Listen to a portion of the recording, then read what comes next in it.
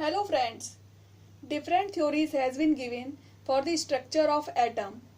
Today we will consider the Bohr's theory of atom. According to this theory, the electrons move around the nucleus in circular orbitals continuously. These orbitals have definite energy levels and these energy levels are denoted by K, L, M, N and so on.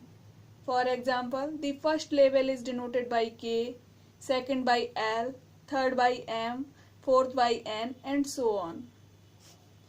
As long as electrons occupy a definite energy level, it does not radiate energy.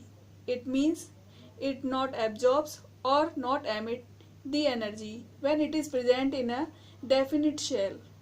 The absorption and emission occurs only when electrons jump from one energy level to another.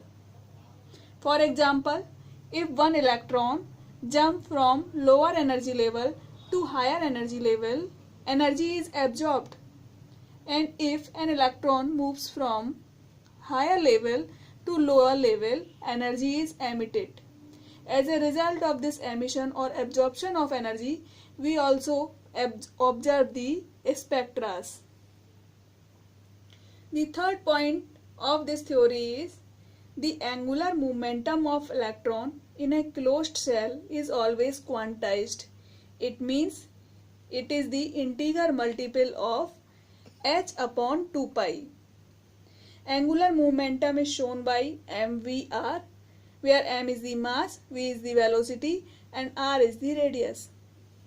So mvr will be equal to nh upon 2 pi, where n is the principal quantum number and h is the Planck's constant. Its value is 6.6 into 10 raised to the power minus 34 joule second.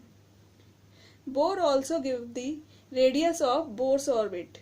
The radius of Bohr's orbit is given by r is equal to n square h square upon 4 pi square me square z, where n is principal quantum number, h is Planck's constant, m is the mass, e is the charge and z is the atomic number. For hydrogen, n is 1, so radius will be equal to 0.529 angstrom.